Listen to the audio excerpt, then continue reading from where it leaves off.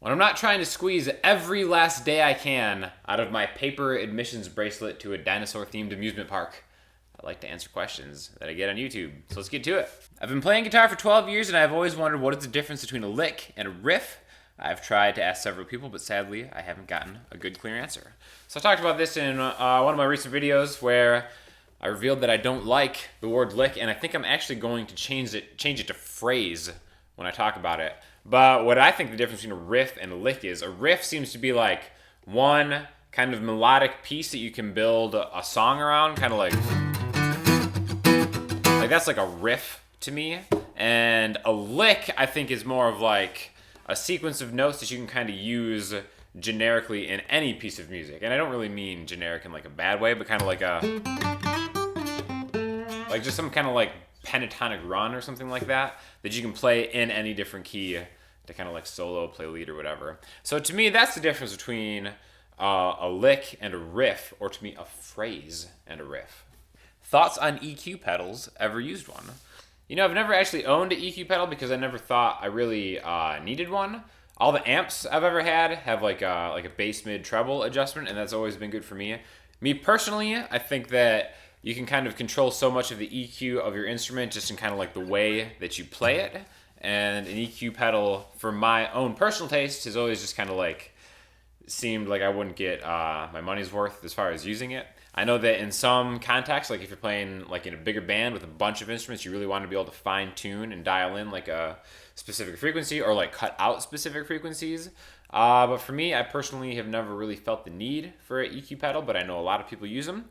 So yeah, give it a shot if you kind of feel like you're in a band and you're having a hard time cutting out and you can't get the sound that you want just by messing with the dials on my amp. In fact, my Mesa has like a graphic EQ function that I don't even use. I just use like the bass mid treble knob. So it works for me, but I know a lot of people like them. Hey, since you post so often, I was wondering if you leave a camera set up in front of your couch most of the time. Yes, I actually do leave it set up, but I have some students to come over here, and one of the female students said she was super uncomfortable sitting on this black couch with a camera in front of her, and I kind of get that. So every now and then, I actually do move it away, but for the purposes of just keeping like the videos and for the amount of video that I shoot, I kind of keep everything set up for the most part exactly where it is. And I think probably next week I'll kind of do a video on just like what my setup is, because I know a lot of you have been asking for it, so stay tuned for that. Can you discuss self-publishing and getting your music on streaming services?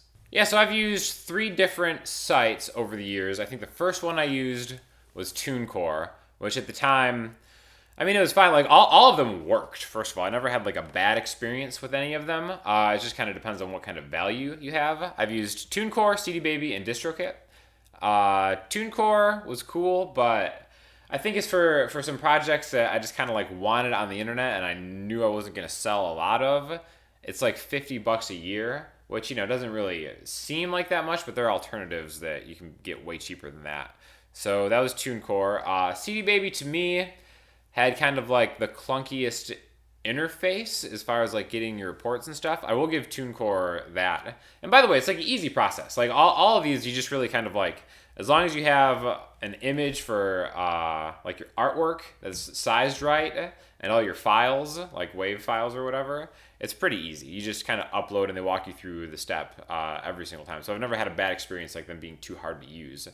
But Distrokid is the newest one, which you probably heard a lot of like music channels on YouTube kind of like advertising. It's super cheap. They have a couple different tiers that you can use. And that's what I released the Parador album on, so that was my first experience with it. And it seems pretty cool. Again, the interface is like super stripped down. Like it's nothing really fancy to write home about, but it just works, you know, it gets stuff up online on Spotify, on Apple Music, on Amazon, and all that stuff. So I think now more than ever, self-publishing is like really easy to do. It's the marketing that is super hard. So yeah, definitely, I would recommend Distrokid out of the ones that I've used in the past, just because it's so cheap and the interface is simple, and it's just you just get it up and you do it.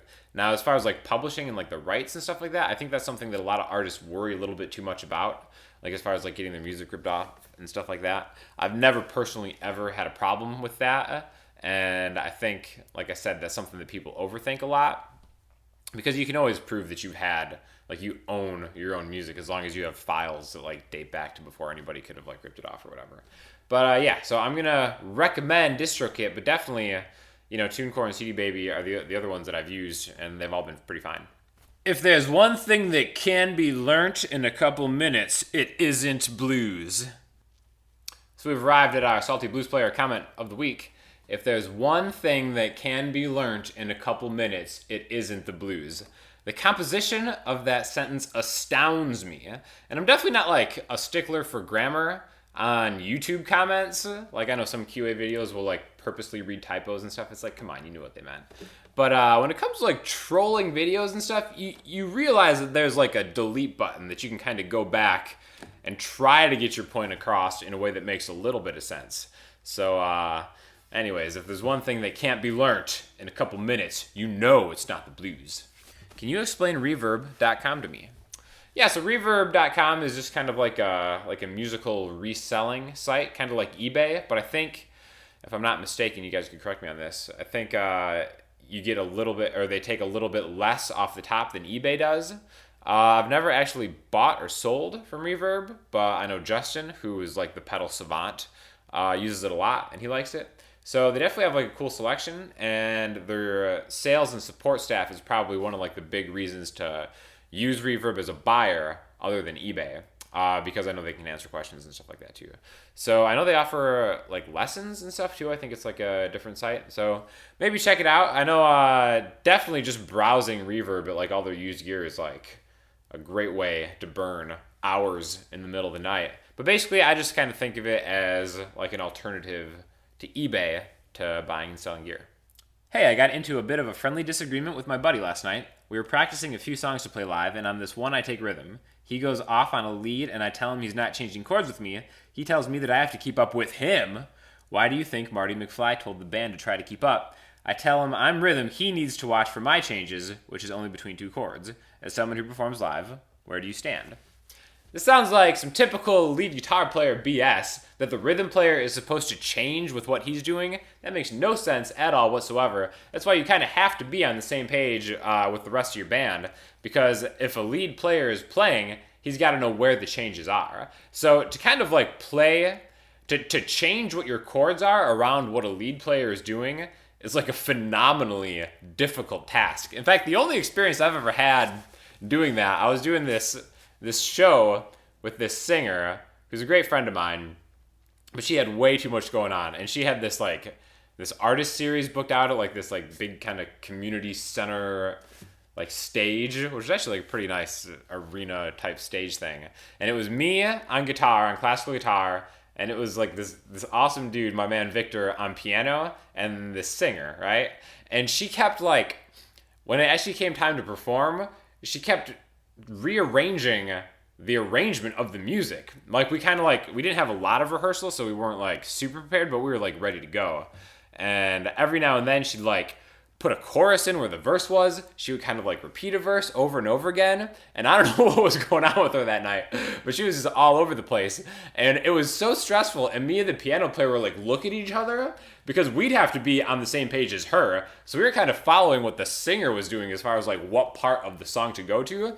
And it was incredibly stressful. But afterwards, me and the piano player were just like, right on, man. Like, good job. Like we bonded in that moment of just complete anxiety and kind of like just playing like really just off the cuff.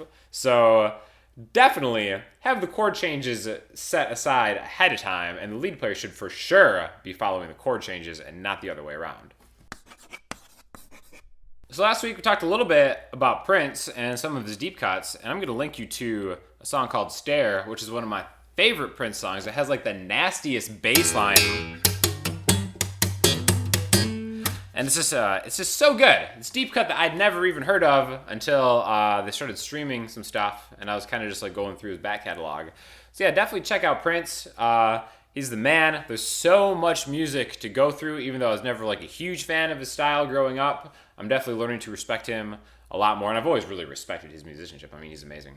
But definitely check that out. I couldn't find like a great video online, so This is the best that I could do, but definitely if you have like Spotify or iTunes Music or something like that, or even Amazon, I think check out, I think it's off Hit and Run Phase 2 is the name of the album. Pretty cool album. So check that out. If you have any questions or comments, leave them below. Instagram, Twitter, the website, and I will catch you next time. Thanks.